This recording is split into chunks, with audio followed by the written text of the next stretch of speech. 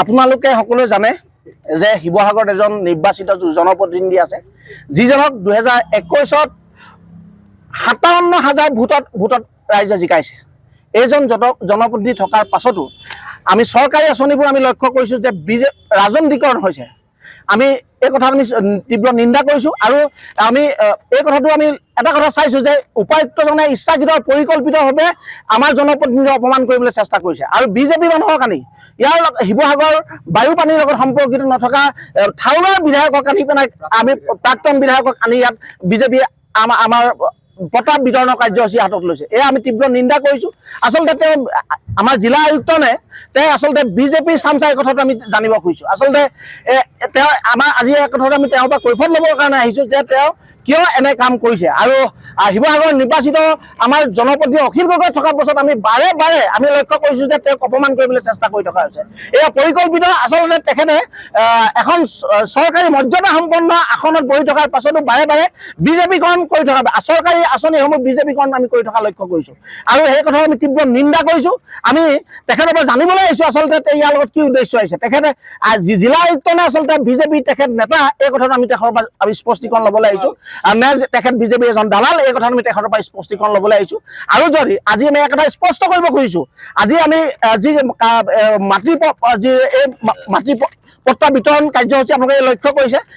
আমাৰ এজন নিৰ্বাচিত জনপ্ৰতিনিধি থকাৰ পাছতো থাউৰা প্ৰাক্তন বিধায়কক আচলতে নিমন্ত্ৰণ কি উদ্দেশ্য, ইয়াৰ কি উদ্দেশ্য, কি অভিসন্ধি জড়িত হৈ আছে, এই কথাটো আজি উপায়ুক্ত আমাক স্পষ্টীকৰণ দিব লাগিব। আৰু দ্বিতীয় কথাটো আমি এখন নথি দেখুৱাব খুজিছোঁ, চৰকাৰী এখন নটিফিকেশ্যন আমি দেখুৱাব খুজিছোঁ।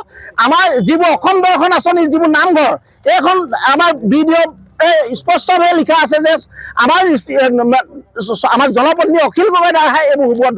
কি কাৰণত কেনেকে আমাৰ থাউৰাৰ প্ৰাক্তন বিধায়কে এই নামঘৰসমূহ উদ্বোধন কৰি থাকিবলৈ সম্ভৱ হৈছে, এই কথাটো আমাৰ আমাৰ উপায়ুক্ত মহোদয়ে আজি স্পষ্টীকৰণ আমাক দিব লাগিব।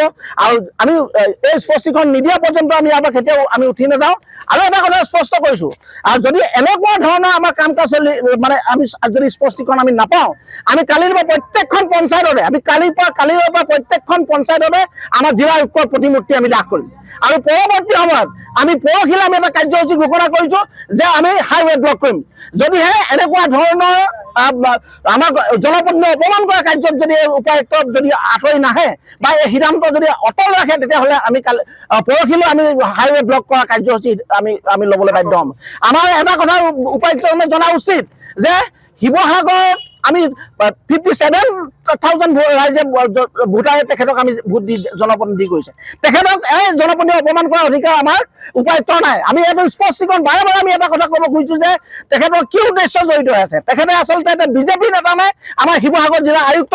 এই কথাটো আজি যদি স্পষ্টীকৰণ তেখেতে নিদিয়ে, তেতিয়াহ'লে আমি ইয়াৰ পৰা কেতিয়াও উঠি নাযাওঁ। আৰু পৰৱৰ্তী ইয়াতকৈ আমি ডাঙৰ আন্দোলন, আমি আজি তাৎক্ষণিকভাৱে খবৰ পাই আমি এইকেইটা মানুহ সমবেত হৈছোঁ। কিন্তু কালিলৈ যে পৰিৱেশ বেয়া হ'ব, কালিলৈ যে পৰিস্থিতি বেয়া হ'ব, কিন্তু নিশ্চিত।